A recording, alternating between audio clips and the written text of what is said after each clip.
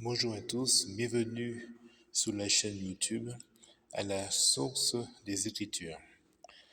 Nous allons voir notre troisième leçon, la troisième partie, intitulée « Tous les baptêmes sont-ils valables selon le Nouveau Testament ?»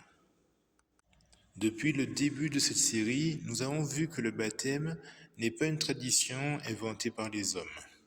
Nous avons vu qu'il est commandé par Jésus, qu'il est lié au pardon des péchés, à l'union avec Christ, à la nouvelle naissance et à l'entrée dans une vie nouvelle. Aujourd'hui, nous allons répondre à une question délicate mais essentielle. Tous les baptêmes sont-ils valables devant Dieu? Beaucoup vont répondre oui, parce que l'important c'est la sincérité. D'autres vous disent peu importe la manière ou la raison du baptême, l'essentiel c'est d'avoir été baptisé. Mais est-ce que la réponse du Nouveau Testament? Notre autorité n'est ni notre sincérité et ni nos traditions. Notre autorité doit être seulement la parole de Dieu. Donc notre premier point, il n'y a qu'un seul baptême.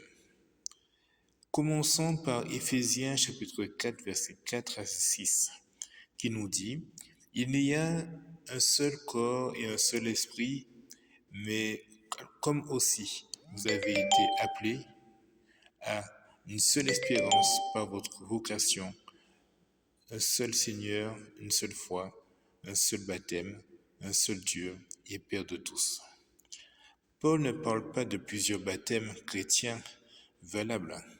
Il parle d'un seul baptême. Si Dieu reconnaît un seul baptême, nous devons nous demander lequel. Ce n'est pas l'Église qui définit le baptême, mais seulement Dieu. Deuxième point, l'exemple des disciples d'Éphèse. Le passage le plus important se trouve dans Acte 19, versets 1 à 5. Paul arrive à Éphèse et rencontre plusieurs disciples. Il leur demande « Avez-vous reçu le Saint-Esprit quand vous avez cru ?» Ils répondent qu'ils n'ont même pas entendu parler du Saint-Esprit. Donc Paul pose une autre deuxième question. De quel baptême avez-vous donc été baptisés? Pourquoi Paul pose cette question? Parce que Paul savait que tous les baptêmes ne se valent pas. Ils répondent du baptême de Jean. Le baptême de Jean était pourtant un baptême biblique à son époque. Il venait de Dieu. Jean-Baptiste avait été envoyé par Dieu. Pourtant, après la mort et la résurrection de Jésus, ce baptême que Jean faisait n'était plus celui demandé par le Seigneur. Paul leur explique que Jean préparait le peuple à croire en Jésus-Christ. Puis nous lisons verset 5. Sous cette parole, ils furent baptisés au nom du Seigneur Jésus. Remarquez bien, ces hommes avaient déjà reçu un baptême authentique dans le passé. Pourtant, ils se sont baptisés de nouveau. Pour quelle raison? Parce que leur premier baptême ne correspondait plus à l'évangile annoncé après la résurrection du Christ. Voilà une vérité importante. Le Nouveau Testament montre qu'il est possible de devoir être baptisé de nouveau lorsque le premier baptême ne correspond pas à ce que Dieu demande. Deuxième point, qu'est-ce qu'un baptême biblique? Le Nouveau Testament présente plusieurs éléments indispensables. Premièrement, il doit être procédé par quoi? La foi. La première chose, la foi. Marc 16, verset 16 nous dit « Celui qui croira et qui sera baptisé sera sauvé. » On croit d'abord, puis on est baptisé. Un nourrisson ne peut pas croire. Impossible. Il ne peut donc pas recevoir le baptême tel qu'il est présenté dans le Nouveau Testament. Deuxièmement, il doit être précédé par la repentance. En Acte 2, verset 38, nous dit quoi? « Repentez-vous et que chacun de vous soit baptisé. » Là encore, un bébé ne peut pas se repentir. Troisièmement, il est administré par une personne qui confesse sa foi. Dans Acte 8, l'eunuque déclare « Je crois que Jésus-Christ est le Fils de Dieu ». Après cette confession, il est baptisé. Quatrièmement, le baptême est une immersion. Voilà, c'est une immersion. Le mot baptisé lui-même en grec veut dire baptizo, qui signifie plonger et immerger. En Romains 6, parle de ensevelissement. En Colossiens 2, il parle également de ensevelissement. Ces images correspondent parfaitement à une immersion complète. Et cinquièmement, il est reçu pour le pardon des péchés conformément en Acte 2, 38 et pour être uni à Christ, conformément encore une fois à Romains 6 et Galates chapitre 3. Lorsque l'un de ces éléments manque, il est légitime de se demander si le baptême reçu correspond réellement au baptême enseigné par les apôtres. Un autre point que nous allons voir, le baptême de nourrisson. Parlons maintenant avec respect, bien sûr. Beaucoup d'hommes et de femmes ont été baptisés, ainsi que moi, étant bébé. On n'a pas choisi, je n'ai pas choisi d'être baptisé. Ils n'ont pas demandé ce baptême. Leurs parents, mes parents, pensaient agir correctement. Nous ne mettons pas en cause leur sincérité, bien sûr. Mais la question n'est pas celle de la sincérité. La question est, ce baptême correspond-il au modèle du Nouveau Testament? La réponse, bien sûr, est non. Pourquoi? Parce qu'un nourrisson ne peut ni croire, ni se repentir, et ni confesser Jésus-Christ. Le baptême biblique est toujours la réponse consciente d'un croyant, toujours.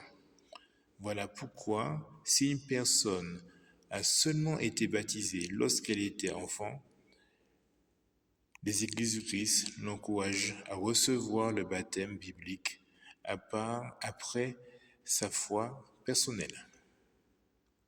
Ce n'est pas un deuxième baptême, c'est le tout premier baptême conforme au Nouveau Testament. Le baptême, notre autre point bien sûr, excusez-moi, le baptême comme simple symbole. Ça c'est encore une autre situation, cette situation vraiment existe. Certaines personnes ont été immergées après leur conversion, mais on leur a enseigné « tu es déjà sauvé ». Le baptême est seulement un témoignage public. Parfois, ils vous disent même que vous revêtez, que avant le baptême, que le baptême revêtit, vous revêtez Christ, mais vous êtes sauvé avant le baptême. La question mérite d'être examinée. Dans le Nouveau Testament, les personnes se faisaient-elles baptiser uniquement pour témoigner qu'elles étaient déjà sauvées, ou bien parce que les apôtres leur annonçaient « Repentez-vous et soyez baptisés pour le pardon de vos péchés ». Le but du baptême est important. Nous ne pouvons pas séparer ce que les apôtres ont uni. Autre point, une question de vérité. Certains diront « Mais Dieu regarde au cœur ». Dieu regarde le cœur. C'est vrai, Dieu regarde le cœur. Mais justement, un cœur qui aime Dieu désire lui obéir. Jésus dit en Jean 14, verset 15, « Si vous m'aimez, gardez mes commandements. » L'amour véritable conduit à l'obéissance. Autre point, un appel personnel. Permettez-moi de vous poser une dernière question. Si aujourd'hui, en lisant les Écritures, vous découvrez que votre baptême ne correspond pas à celui du Nouveau Testament, que ferez-vous? Continuez-vous à suivre une tradition ou choisirez-vous d'obéir à Jésus-Christ? Souvenez-vous d'Acte 19. Ses disciples n'ont pas protesté. Ils ne se sont pas offensés. Ils ne se sont pas dit « notre premier baptême suffit ». Et ils auraient eu raison, parce que le premier baptême, je ne vais pas dire qu'il suffisait, mais le premier baptême qu'ils avaient pris était biblique. Ils ont accepté humblement d'obéir à la vérité. Quel bel exemple pour nous. quel bel exemple pour nous, qui le plus souvent, parce que nous avons déjà été baptisés ailleurs, ben nous refusons de nous faire baptiser parce que on se dit, ah, c'est un énième baptême. Les autres baptêmes, ça a été juste un simple bain, excusez-moi, un simple bain. Que vous ayez pris 3, 4, 10 baptêmes s'il fallait, mais que vous, quand vous prenez le vrai baptême, c'est comme si vous avez été baptisé qu'une seule fois. Parce que les autres ne l'ont pas, justement, n'étaient pas justement valables. Pour terminer, nous avons vu aujourd'hui qu'il n'existe qu'un seul baptême reconnu par Dieu. Nous avons vu que le Nouveau Testament donne des critères précis. Une foi personnelle, une repentance sincère, une confession de Jésus-Christ, une immersion dans le but d'annoncer par les apôtres, le pardon des péchés et l'union avec Christ. Si votre baptême ne correspond pas à cet enseignement, n'ayez pas peur d'obéir au Seigneur. Il ne s'agit pas de changer d'église, il s'agit de suivre Jésus-Christ. Dans notre dernière étude, nous lancerons un appel solennel à tous ceux qui n'ont pas encore reçu le baptême biblique et qui reconnaissent aujourd'hui que le baptême n'était pas conforme au Nouveau Testament. Et nous verrons aussi pourquoi il ne faut jamais remettre cette décision à plus tard.